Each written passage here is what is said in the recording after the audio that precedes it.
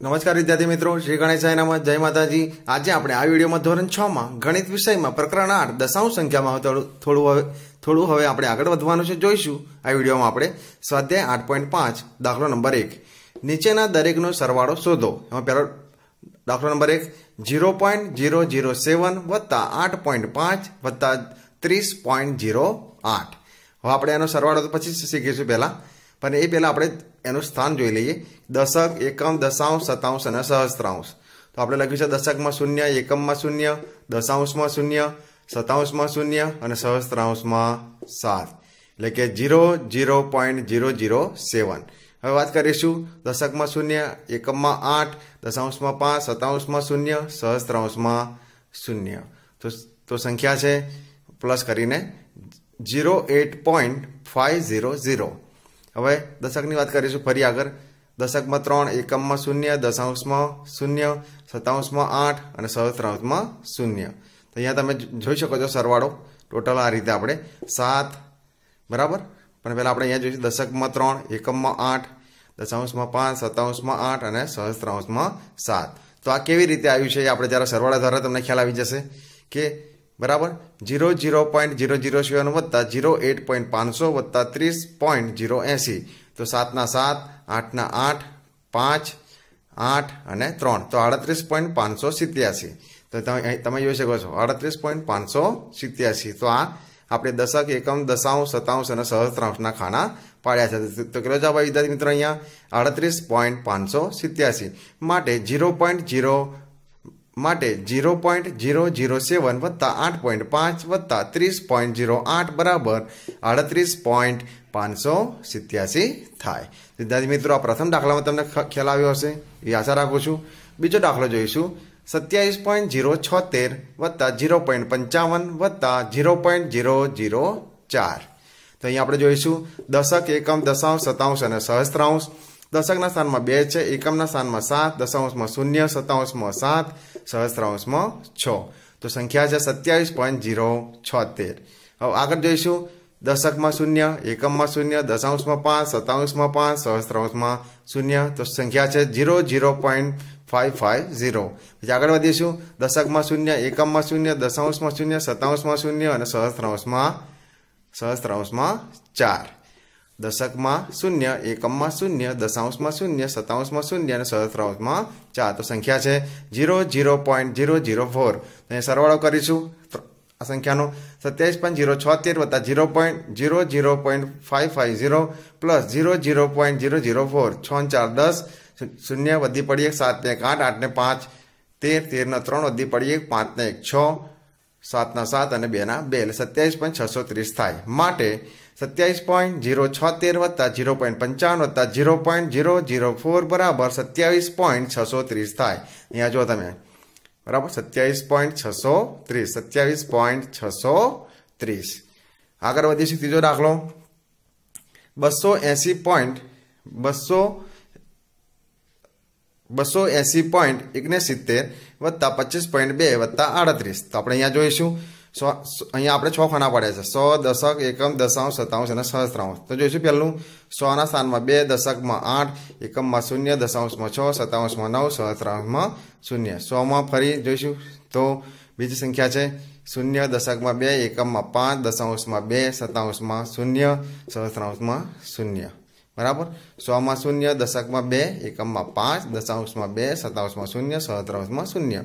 100 માં 0, દશકમાં 3, એકમમાં 8, દશાંશમાં 0, શતાંશમાં 0, સહસ્ત્રાંશમાં 0। ફરી આપણે જવાબ મેળવીશું આપણે બરાબર। તો 100 માં જે જવાબ મેળવીશું 100 ના સ્થાનમાં 3, દશકમાં 4, એકમમાં 3, દશાંશમાં 8, શતાંશમાં 9 અને સહસ્ત્રાંશમાં 0। તમે જોઈ શકો છો વિદ્યાર્થી મિત્રો 0 બરાબર। તો અહીંયા સંખ્યા બને છે પહેલી તમે જોઈ શકો છો, તો એના આધારે સંખ્યા બને છે 280.690 વત્તા બીજી સંખ્યા બને છે 0.25.200 વત્તા 0.38.000। સરવાળો કરીશું 0, 9, 6 ને 2 8, 8 ને 5 13 વધી પડી 1, 8 ને 1 9, 9 ને 2 11 ને 3 14 વધી પડી 1, 2 ને 1 3 તો 343.890 થાય છે। માટે 280.69 વત્તા 25.2 વત્તા 38 બરાબર 343.890 થાય છે। વિદ્યાર્થી મિત્રો દાખલા નંબર 1 અહીંયા પૂરો થાય છે। સરવાળો કેવી રીતે કર્યો એ તમે ખ્યાલ આવી ગયો હશે, બરાબર। જોઈશું દાખલા નંબર 2। રસીદે ગણિતની ચોપડી માટે ₹35.75 અને વિજ્ઞાનની ચોપડી માટે ₹32.60 ખર્ચ્યા, તો રસીદ દ્વારા ખર્ચવામાં આવેલી કુલ રકમ શોધો।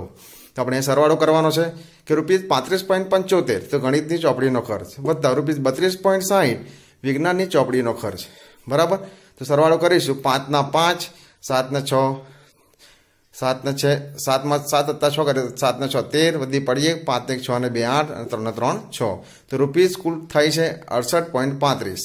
એટલે કે ગણિતની ચોપડીનો ખર્ચ અને વિજ્ઞાનની ચોપડીનો ખર્ચનો બંનેનો સરવાળો કરીએ એટલે કે ₹35.75 વત્તા ₹32.60 નો જો સરવાળો કરીએ તો ₹68.35 થાય છે। એટલે કે બંને ચોપડીનો ખર્ચ, કઈ બંને ચોપડી? ગણિત અને વિજ્ઞાનની ચોપડીઓનો ખર્ચ।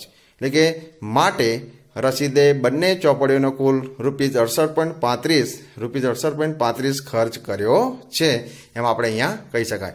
વિદ્યાર્થી મિત્રો, આજના વિડીયોમાં તમને ખૂબ સમજ પડશે તેવી આશા રાખું। વિદ્યાર્થી મિત્રો, શ્રી ગણેશાય નમઃ, જય માતાજી। નમસ્કાર વિદ્યાર્થી મિત્રો, શ્રી ગણેશાય નમઃ, જય માતાજી।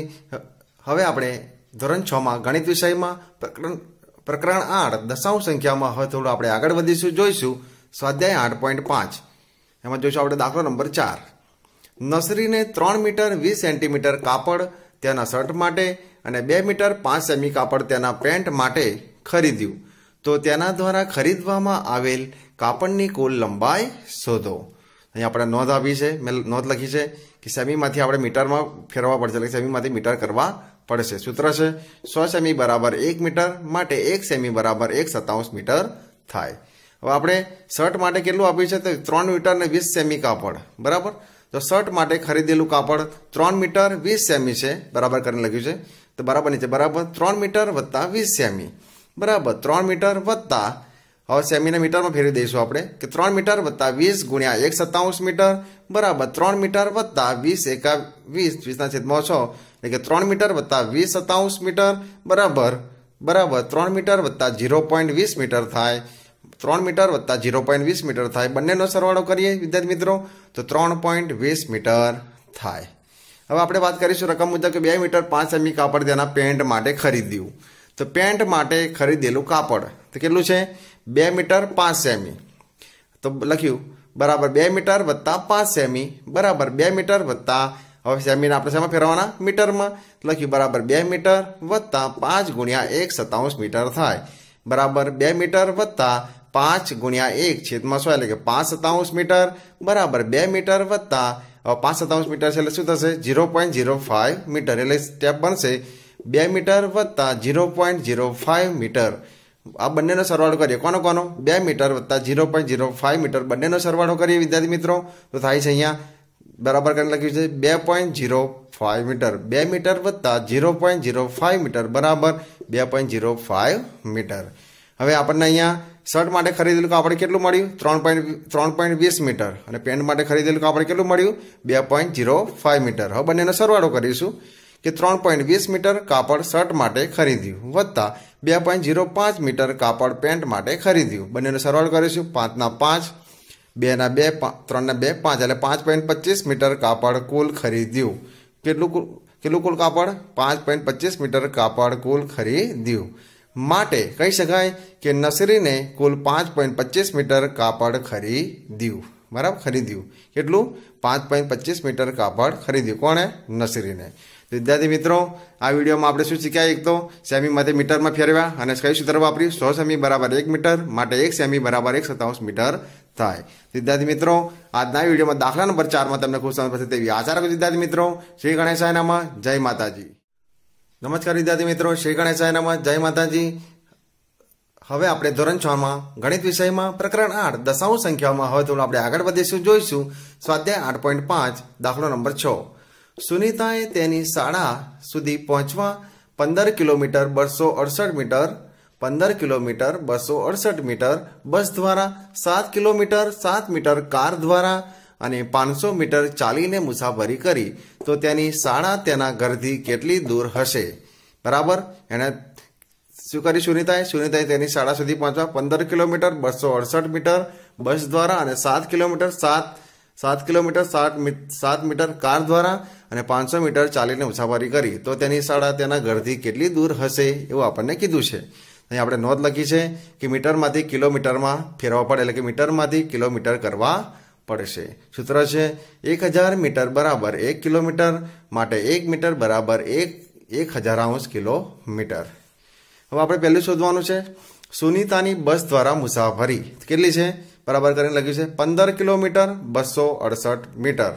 15 કિલોમીટર 268 મીટર બરાબર 15 કિલોમીટર વત્તા 268 મીટર।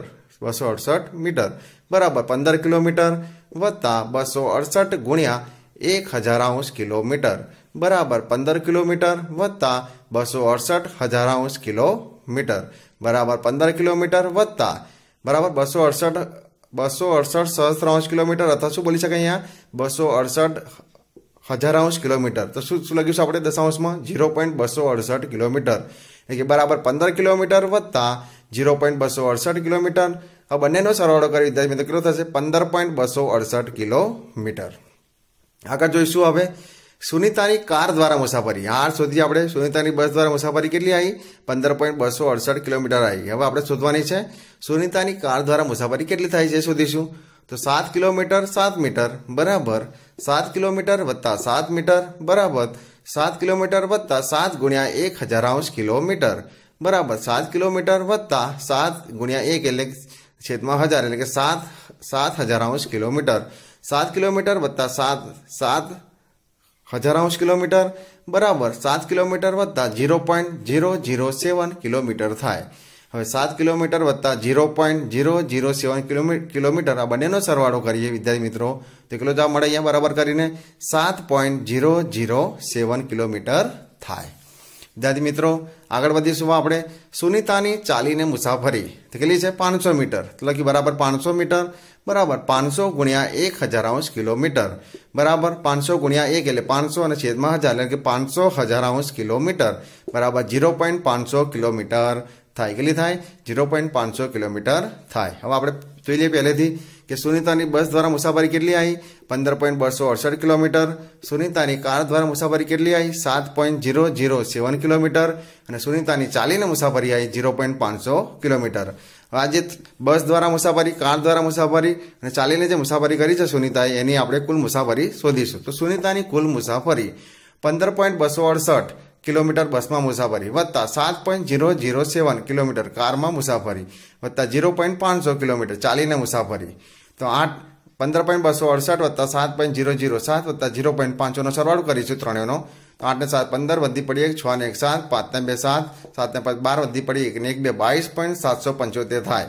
22.775 થાય। તો 22.775 શું આવ્યું કિલોમીટર કુલ મુસાફરી। તો વિદ્યાર્થી મિત્રો આજે આપણે આ દાખલામાં શું શીખ્યા, એક 1000 મીટર બરાબર 1 કિલોમીટર, માટે 1 મીટર બરાબર 1000 કિલોમીટર એ સૂત્રનો ઉપયોગ કર્યો એ શીખ્યા। માટે જવાબ આપણો અહીં આવશે વિદ્યાર્થી મિત્રો, માટે સુનીતાની શાળા તેના ઘરથી કુલ 22.775 કિલોમીટર દૂર છે। વિદ્યાર્થી મિત્રો આજના વિડીયોમાં સ્વાધ્યાય 8.5ના દાખલા નંબર 6માં તમને ખૂબ સમજ પડશે તેવી આશા રાખું છું વિદ્યાર્થી મિત્રો। શ્રી ગણેશાય નમઃ, જય માતાજી। નમસ્કાર વિદ્યાર્થી મિત્રો, શ્રી ગણેશાય નમઃ, જય માતાજી। ધોરણ 6માં ગણિત વિષયમાં પ્રકરણ 8 દશાંશ સંખ્યામાં હવે થોડું આપણે આગળ વધીશું, જોઈશું સ્વાધ્યાય 8.5 દાખલો નંબર 7। રવિએ 5 કિલોગ્રામ 400 ગ્રામ ચોખા, 2 કિલોગ્રામ 20 ગ્રામ ખાંડ અને 10 કિલોગ્રામ 850 ગ્રામ લોટ ખરીદ્યો, તો રવિએ ખરીદેલી વસ્તુઓનું કુલ વજન શોધો। શું કીધું રકમમાં, રવિએ 5 કિલોગ્રામ 400 ગ્રામ ચોખા, 2 કિલોગ્રામ 20 ગ્રામ ખાંડ અને 10 કિલોગ્રામ 850 ગ્રામ લોટ ખરીદ્યો, તો રવિએ ખરીદેલી વસ્તુઓનું કુલ વજન શોધો। આપણે રવિએ ખરીદેલી જે વસ્તુઓ છે એનું કુલ વજન શોધવાનું કીધું છે વિદ્યાર્થી મિત્રો। અહીંયા નોંધ લખી છે મેં કે ગ્રામના કિલોગ્રામ કરવા પડશે, એટલે કે સૂત્ર લખીશું આપણે 1000 ગ્રામ બરાબર 1 કિલોગ્રામ, માટે 1 ગ્રામ બરાબર 1000 કિલોગ્રામ। કયું સૂત્ર 1000 ગ્રામ બરાબર 1 કિલોગ્રામ, માટે 1 ગ્રામ બરાબર 1000 કિલોગ્રામ થાય। હવે આપણે સૌપ્રથમ શું શોધીશું, રવિની ચોખાની ખરીદી તો છે બરાબર કરીને 5 કિલોગ્રામ 400 ગ્રામ બરાબર 5 કિલોગ્રામ વત્તા 400 ગ્રામ બરાબર 5 કિલોગ્રામ વત્તા, હવે 400 ગ્રામ છે એટલે શું કરીશું આપણે કિલોગ્રામમાં ફેરવી દઈશું, તો 5 કિલોગ્રામ વત્તા 400 ગુણ્યા 1000 કિલોગ્રામ 5 કિલોગ્રામ વત્તા 400 ગુણ્યા 1000 અંશ કિલોગ્રામ બરાબર 5 કિલોગ્રામ વત્તા બરાબર 4 હવે અહીંયા શું છે જો 5 કિલોગ્રામ વત્તા 400 ગુણ્યા 1000 અંશ કિલોગ્રામ એટલે શું કરીશું આપણે અહીંયા 5 કિલોગ્રામ પહેલેથી જોઈએ આપણે દાખલો કે રવિની ચોખાની ખરીદી 5 કિલોગ્રામ 400 ગ્રામ બરાબર 5 કિલોગ્રામ વત્તા 400 ગ્રામ બરાબર 5 કિલોગ્રામ વત્તા 400 ગુણ્યા 1000 અંશ કિલોગ્રામ બરાબર 5 કિલોગ્રામ વત્તા 400 અંશ કિલોગ્રામ થાય બરાબર 5 કિલોગ્રામ વત્તા 0.400 કિલોગ્રામ થાય હવે 5 કિલોગ્રામ વત્તા 0.400 કિલોગ્રામનો સરવાળો કરીએ તો 5.400 કિલોગ્રામ થાય તો આ આવ્યું રવિની ચોખાની ખરીદી કેટલી આવી 5.400 કિલોગ્રામ હવે રવિની ખાંડની ખરીદી આપણે જોઈશું રવિની ખાંડની ખરીદી કેટલી છે 2 કિલોગ્રામ 20 ગ્રામ લખ્યું બરાબર 2 કિલોગ્રામ વત્તા 20 ગ્રામ બરાબર 2 કિલોગ્રામ વત્તા 20 ગુણ્યા 1000 અંશ કિલોગ્રામ બરાબર 2 કિલોગ્રામ વત્તા 20 21 છેદમાં 1000 એટલે કે 20000 અંશ કિલોગ્રામ બરાબર 2 કિલોગ્રામ વત્તા 0.020 કિલોગ્રામ હવે 2 કિલોગ્રામ વત્તા 0.020 કિલોગ્રામ બંનેનો સરવાળો કરીએ તો કેટલો આવશે બરાબર કરીને 2.020 કિલોગ્રામ થાય તો રવિની ખાંડની ખરીદી કેટલી આવી 2.020 કિલોગ્રામ હવે જોઈશું આપણે રવિની લોટની ખરીદી તો રવિની લોટની ખરીદી કેટલી છે 10 કિલોગ્રામ 850 ગ્રામ તો લખ્યું બરાબર કરીને 10 કિલોગ્રામ વત્તા 850 ગ્રામ બરાબર 10 કિલોગ્રામ વત્તા 850 ગુણ્યા 1000 અંશ કિલોગ્રામ બરાબર 10 કિલોગ્રામ વત્તા 850 અંશ કિલોગ્રામ ફરી જોઈએ આપણે રવિની લોટની ખરીદી કેટલી છે 10 કિલોગ્રામ 850 ગ્રામ તો લખ્યું 10 કિલોગ્રામ વત્તા 850 ગ્રામ તો બરાબર 10 કિલોગ્રામ વત્તા 850 ગુણ્યા 1000 અંશ કિલોગ્રામ બરાબર 10 કિલોગ્રામ વત્તા 850 અંશ કિલોગ્રામ બરાબર 10 કિલોગ્રામ વત્તા 0.850 કિલોગ્રામ થાય હવે 10 કિલોગ્રામ વત્તા 0.850 કિલોગ્રામનો સરવાળો કરીએ તો કેટલું થશે 10.850 કિલોગ્રામ થાય 10.850 કિલોગ્રામ થાય તો રવિની લોટની ખરીદી કેટલી આવી 10.850 કિલોગ્રામ હવે ટોટલ આપણે ચોખાની ખરીદી ખાંડની ખરીદી અને લોટની ખરીદી એનો સરવાળો કરીશું માટે રવિની કુલ ખરીદી બરાબર 5.400 કિલોગ્રામ ચોખા વત્તા 2.020 કિલોગ્રામ ખાંડ વત્તા 10.850 કિલોગ્રામ લોટ સરવાળો કરીશું 0 5 ને 2 7 4 ને 8 12 વધી પડીએ 5 ને 1 6 6 ને 2 8 અને 1 ના 1 એટલે કે 18.270 કિલોગ્રામ કુલ ખરીદી એટલે શું કરીએ આપણે લખ્યું આપણે અહીંયા રવિએ કુલ 18.270 કિલોગ્રામ વજનની ખરીદી કરી વિદ્યાર્થી મિત્રો આપણા દાખલામાં શું શીખ્યા નવું સૂત્ર 1000 ગ્રામ બરાબર 1 કિલોગ્રામ માટે 1 ગ્રામ બરાબર 1000 અંશ કિલોગ્રામ થાય તો અહીંયા આપણે શું શોધ્યું માટે રવિએ કુલ 18.270 કિલોગ્રામ વજનની ખરીદી કરી તો વિદ્યાર્થી મિત્રો અહીંયા સ્વાધ્યાય 8.5 પૂરું થાય છે અને આ દાખલો પણ અહીંયા સંપૂર્ણ પૂરો થાય છે તો આ દાખલા નંબર 7 માં તમને ખૂબ સમજ પડશે તેવી આશા રાખું છું વિદ્યાર્થી મિત્રો શ્રી ગણેશાય નમઃ જય માતાજી